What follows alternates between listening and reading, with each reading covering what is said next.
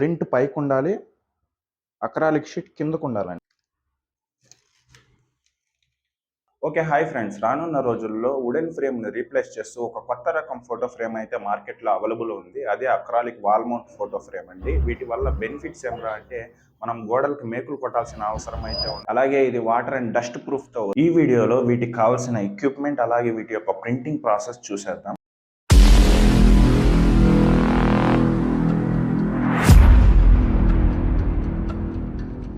ముందుగా ఇది caste acrylic sheet అండి. ఇది A3 మరియు అలాగే A4 సైజులో కూడా మార్కెట్లో అవైలబుల్లో ఉంది. ఇది ఫైబర్ గ్లాస్ తో తయారు చేయబడింది. ఇది కింద పడినా కూడా పగలదండి. ఇది బెండ్ అవుతుంది కూడా. దీనితో పాటు ఒక గ్లిటర్ షీట్ కూడా కావాలి. ఇది డబుల్ సైడ్ టేప్ లా యూస్ అవుతుంది. ఇది ఫోటో కాపీని అలాగే ఈ గ్లాస్ ని అంటి పెట్టుకునేదానికి ఇది యూస్ అవుతుంది. సో మేకింగ్ ప్రాసెస్ అయితే స్టార్ట్ చేద్దాం.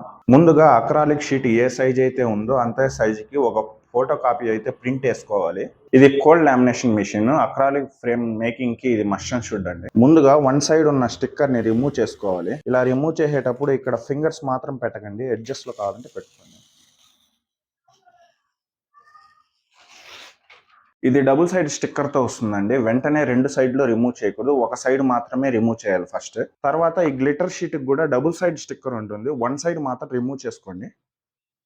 ఇలా వన్ సైడ్ మాత్రం రిమూవ్ చేసుకోండి. కొంచెం ఎడ్జ్ వరకు రిమూవ్ చేసుకున్న తర్వాత మీరు ఏ వీడియో చూసినా కూడా ఫస్ట్ అక్రాలిక్ షీట్కి వేస్తూ ఉంటారు. ఇది మీరు ఏ వీడియో చూసినా కూడా ఫస్ట్ అక్రాలిక్ షీట్కే వేయండి అని చూపిస్తూ ఉంటారు. బట్ అక్రాలిక్ షీట్కి మాత్రం వేయొద్దండి.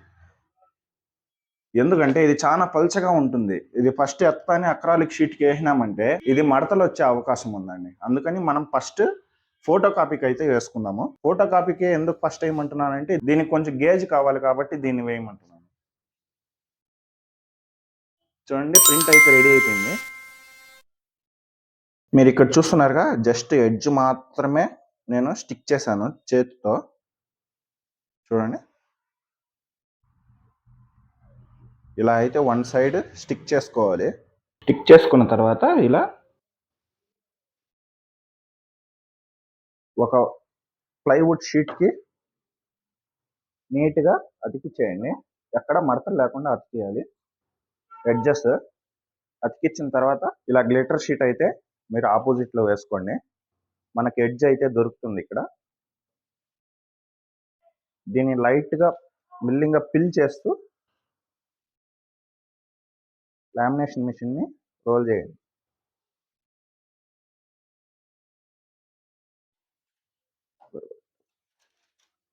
చాలా పలుచగా ఉందండి, వేసేదే కష్టంగా ఉంది.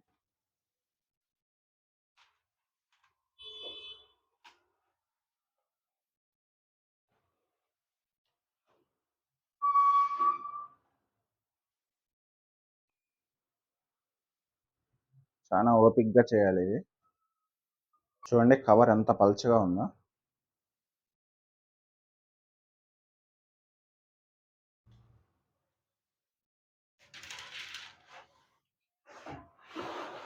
ఓకే, ఇది 1-2 సార్లు రోల్ చేసుకోండి స్టిఫ్నెస్ కోసం. చూసారా, ఎక్కడ కానీ ఎయిర్ బబుల్సే అనేది రాలేదు.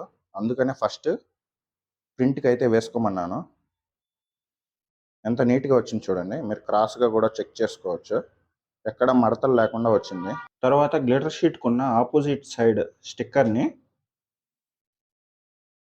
ఒక 10% ఓపెన్ చేసుకోండి. ఇలా ఓపెన్ చేసుకొని ఇలా ఓపెన్ చేసుకున్న తర్వాత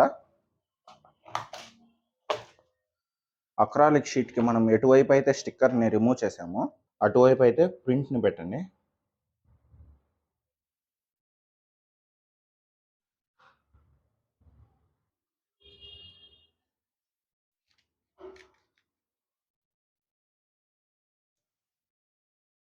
చూడండి, ఇలా ఎడ్జ్ అయితే మనం స్టిక్ అయితే చేసుకోవాలి. ఎడ్జ్ మాత్రం స్టిక్ చేయాలండి. ఇక్కడ చూడండి, లూప్ హోల్ ఉంది, లూప్ స్టిక్కర్ ఉంది చూడండి. సో ఇలా చేసుకుంటే మీకు మడతలు అనేది రావండి.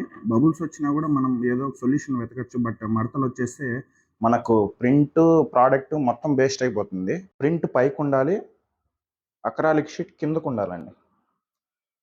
ఇలా అయితే ఇన్స్టాల్ చేసుకోండి. కింద చూసారా, డబుల్ సైజ్ స్టిక్కర్ ఉంది, లూప్ దొరికింది కదా. ఇలా ఇప్పుడు ఈ లూప్లో ఉన్న స్టిక్కర్ని మెల్లింగా రిమూవ్ చేస్తూ ఇలా రొటేట్ అయితే చేయండి.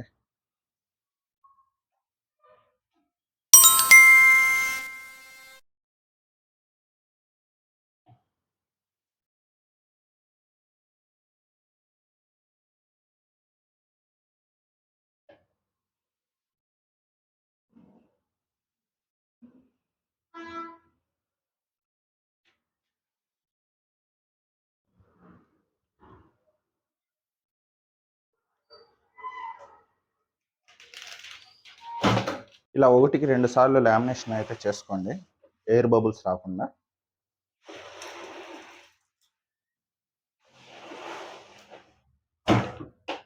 సో ఫైనలీ మన చాక్ బోర్డ్ అయితే రెడీ అయిపోయింది. ఇలా ఉన్న ఎక్స్ట్రా ఎడ్జెస్ని మనం కట్ చేసుకోవాలి.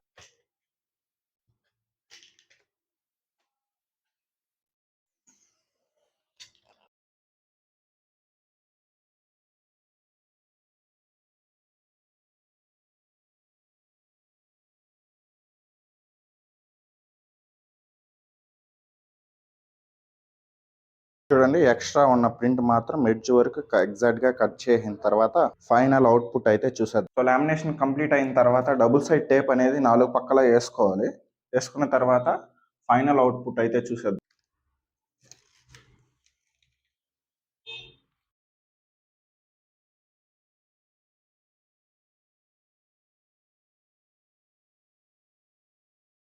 సో ఎక్కడ కానీ ఎయిర్ బబుల్స్ అనేదే లేదండి, మడతలు కూడా లేవు. చాలా నీట్గా క్లీన్గా వచ్చింది చూడండి.